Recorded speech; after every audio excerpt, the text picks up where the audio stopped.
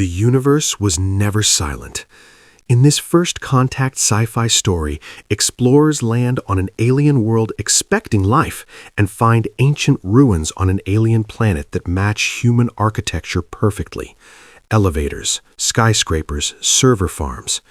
This space exploration story asks one terrifying question. What if the only civilization we ever find is our own? The silence of cryosleep is not empty. It is heavy. It presses against your consciousness like a physical weight, a dense velvet darkness that swallows time. When the thawing cycle began, it felt less like waking up and more like being dredged from the bottom of a deep frozen ocean. I gasped, my lungs burning as the liquid ventilation fluid was purged, replaced by the sterile, recycled air of the ISV Stellamare. 80 years. That is how long we had slept. The world we left behind was a memory, a ghost of blue and green, and now we were the ghosts haunting the void between stars. My name is Commander Elias Vane, and I was the first to open my eyes in the Proxima Centauri system. The wake-up sickness was a familiar nausea, a twisting in the gut that reminded you that biology was never meant to traverse these distances.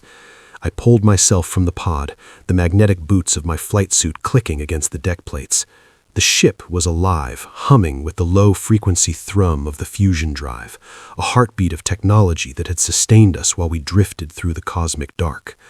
I floated to the observation deck, the vast window shuddered against the harsh radiation of the binary stars.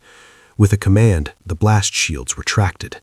There it was, not the soft yellow warmth of Sol, but the complex dance of Alpha Centauri A and B, two blazing eyes in the velvet curtain. And there, orbiting the red dwarf Proxima, was our destination, Aurelia. It was a terrestrial world trapped in a tidal lock, one side forever facing the furnace, the other frozen in eternal night. We were aiming for the twilight zone, the ribbon of perpetual dawn where life was theoretically possible. Lieutenant Kalen Voss, our pilot, was the next to wake. He was a man of few words, his mind usually occupied with orbital mechanics and delta-V calculations. He joined me at the viewport, rubbing the sleep from his eyes. We didn't speak. There are no words for the feeling of being the first human beings to see another sun up close. It is a mixture of godlike arrogance and crushing insignificance. Dr. Serafina Cross, our xenologist and lead archaeologist, arrived shortly after, her face pale but her eyes burning with the manic energy of discovery. We initiated the orbital insertion burn. The Stellamare shuddered, the frame groaning under the stress of deceleration. As we descended toward the twilight band of Aurelia, the sensors began screaming. Not warnings, but data. Impossible data. We were looking for biosignatures, for methane, for oxygen. We found those, yes, but we also found geometry, right angles, perfect circles, the distinct, unmistakable spectrographic signature of processed concrete and rebar. "This can't be right," Serafina whispered, her fingers flying across the holographic interface. "The sensor resolution is too high to be a glitch. It looks like a city." We landed the dropship, the Peregrine, on a plateau overlooking a vast valley. The gravity was slightly higher than Earth's, making every movement feel deliberate, heavy. The atmosphere was breathable but thin, smelling of ozone and sulfur. We donned our exosuits not for air, but for protection against unknown pathogens. The landscape was alien, dominated by black and purple vegetation that had evolved to absorb the infrared light of the red dwarf. But it was what lay amidst the alien flora that stopped our hearts. Below us, sprawling across the valley floor, were ruins, massive crumbling structures that scraped the sky. They were not the organic, curved ships of popular imagination, nor the crystalline spires of futurist dreams. They were blocks, brutalist, functional, rigid. We descended the plateau in silence, the rover crunching over purple moss and gray dust. As we approached the outskirts of the necropolis, the sense of dread became palpable. I walked up to the nearest structure. It was a monolith of gray stone, pockmarked by eons and meteor showers and erosion. But the shape was undeniable. It was a skyscraper. a shattered, hollowed-out carcass of a corporate tower. I wiped the dust from a piece of debris near the base. It was a rusted metal plate. Kalen scanned it with the multi-tool. The device chirped, analyzing the isotopic decay. He looked at me, his face visible through the helmet visor, drained of all blood. "Commander," he said, his voice trembling in my earpiece, "the alloy is a standard titanium-steel mix, but the radiometric dating, it's 40 million years old." I shook my head, denial surging through me. "That's impossible, Kalen. 40 million years ago, mammals on Earth were just starting to get big. We hadn't even climbed down from the trees." Serafina was wandering further ahead, her hand tracing the lines of a shattered archway. She called out to us, her voice sounding hollow. "You need to see this." We followed her into what looked like a central plaza.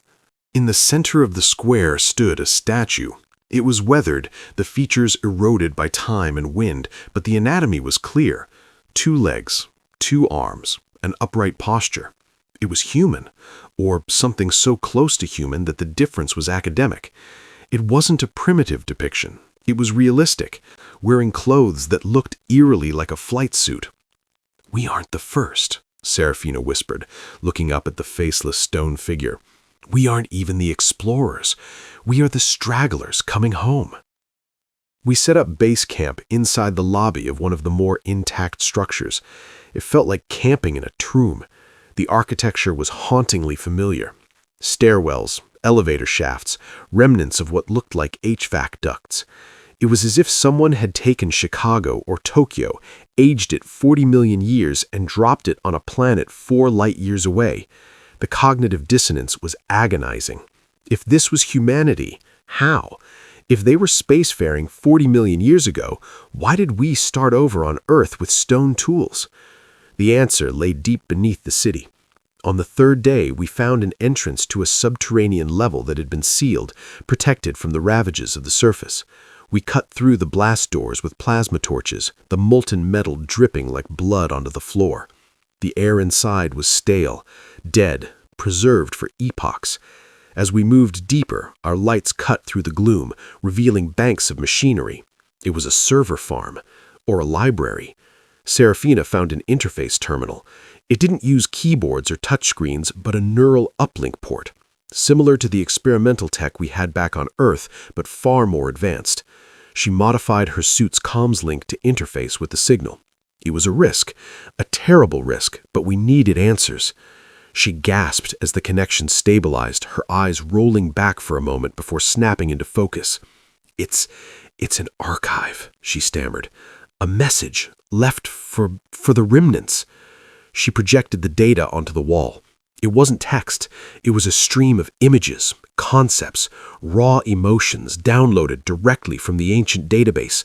We saw a civilization that spanned the stars. They were us. They called themselves the progenitors.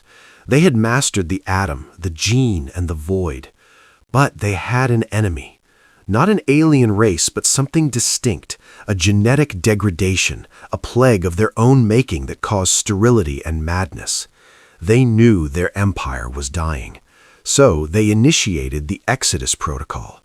We watched, mesmerized and horrified, as the images showed fleet after fleet leaving Aurelia. They were seeding planets, terraforming worlds. One of those worlds was a blue marble, 3rd from a yellow star. They didn't just plant life there, they planted themselves. They stripped their technology, their memories, their history, and engineered a primitive version of themselves to survive the harsh environment, hoping that evolution would eventually rebuild what they had lost. Earth wasn't our origin.